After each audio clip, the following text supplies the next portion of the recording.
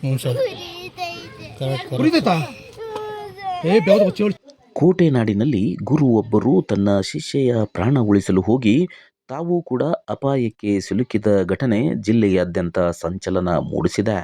ಚಿತ್ರದುರ್ಗ ತಾಲೂಕಿನ ಹುಣಸೇಕಟ್ಟೆ ಗ್ರಾಮದ ಸರ್ಕಾರಿ ಶಾಲೆಯಲ್ಲಿ ಈ ಆಘಾತಕಾರಿ ಘಟನೆ ನಡೆದಿದೆ.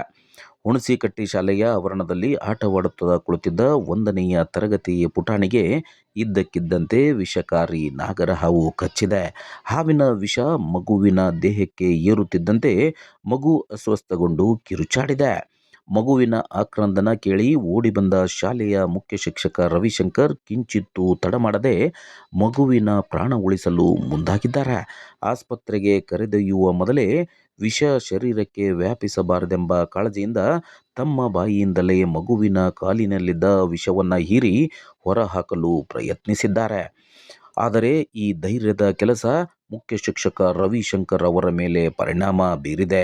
ಮಗುವಿನ ದೇಹದಿಂದ ವಿಷ ತೆಗೆಯುವಾಗ ಶಿಕ್ಷಕರ ದೇಹಕ್ಕೂ ವಿಷದ ಅಂಶ ತಗುಲಿದ್ದು ಅವರೂ ಸಹ ಈಗ ಅಸ್ವಸ್ಥಗೊಂಡಿದ್ದಾರೆ. ಸದ್ಯ ಮಗುವನ್ನು ಹೆಚ್ಚಿನ ಚಿಕಿತ್ಸೆಗಾಗಿ ನಗರದ ಖಾಸಗಿ ಆಸ್ಪತ್ರೆಗೆ ದಾಖಲಿಸಲಾಗಿದ್ದು, ಮುಖ್ಯ ಶಿಕ್ಷಕ ರವಿಶಂಕರ್ ಅವರನ್ನು ಚಿತ್ರದುರ್ಗದ ಜಿಲ್ಲಾ ಆಸ್ಪತ್ರೆಯಲ್ಲಿ ದಾಖಲು ಮಾಡಲಾಗಿದೆ. ತನ್ನ ಕಣ್ಣೆದುರೇ ಶಿಷ್ಯೆ ಸಾವಿನ ಅಂಚಿಗೆ ಸರಿಯುತ್ತಿರುವುದನ್ನು ಕಂಡ ಮುಖ್ಯ ಶಿಕ್ಷಕ ರವಿಶಂಕರ್ ತಮ್ಮ ಪ್ರಾಣದ ಹಂಗು ತೊರೆದು ಮಾಡಿದ ಈ ಸಾಹಸ ಈಗ ಗುರು ದೇವೋಭವ ಎಂಬ ಮಾತಿಗೆ ಅರ್ಥ ತಂದಿದೆ. ಗ್ರಾಮಸ್ಥರು ಹಾಗೂ ಪೋಷಕರು ಶಿಕ್ಷಕರ ಈ ಸಮಯ ಪ್ರಜ್ಞೆ ಮತ್ತು ಮಗುವಿನ ಮೇಲಿನ ನೀರು ಹಾಕುತ್ತಿದ್ದಾರೆ. ಇಬ್ಬರು ಶೀಘ್ರವಾಗಿ ಗುಣಮುಖರಾಗಲಿ ಎಂದು ಹಾರೈಸುತ್ತಿದ್ದಾರೆ.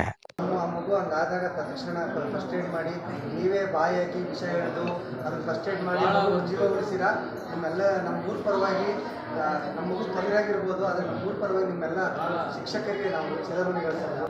ಏನು ಹಾವು ಕಚ್ತಾ? ಹಾವು ಕಚ್ಚಿದೆ. ನಾವು ನೋಡಿಲ್ಲ ಸರ್, ನಾನು ಕರ್ಕೊಂಡು ಬಿಟ್ಟಂಗೆ, ನಾನೇನು ನೋಡಿಲ್ಲ, ಕರ್ಕೊಂಡು ಬಂದುಬಿಟ್ಟೆ ಸರ್ ನಾವು ಆಸ್ಪತ್ರೆಗೆ. ಈ ಹಾವು ಕಚ್ಚಿದ ಕೂಡಲೇ ಏನು ಮಾಡಿದ್ರಿ ನೀವು ಫಸ್ಟಲ್ಲಿ?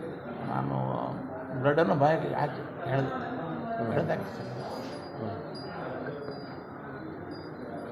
ಫಸ್ಟ್ ನೀವು ವಿಷ ತೆಗೆದ್ರಾ? ಹೌದು ಸರ್, ಹೇಳ್ರಿ. ತಡ ಮಾಡಿದೆಪ್ಪ, ವಿಷ ತೆಗೆದು ಸರ್, ಪಿನ್ ಮಾಡಿ ತಡ ಮಾಡಿದೆ, ವಿಷ ತೆಗೆದು ಬಾಯಿ ಹಾಕಿ. ಏನು ಯಾವ ಹಾವು ಅದು ಕಚ್ಚಿದ್ದು? ಅದು ನಾಗರಾಜ. ಏನು ಮಕ್ಕಳು ಆಡ್ತಿದ್ರ ಏನೋ? ಇಲ್ಲ ಸರ್, ಊಟದ ವ್ಯವಸ್ಥೆ ಮಾಡ್ತಿದ್ರು. ಒಬ್ಬ ಹುಡುಗಿ ಈಗ ಕಚ್ಚಿರ್ತಕ್ಕಂಥ ಆ ಹುಡುಗಿ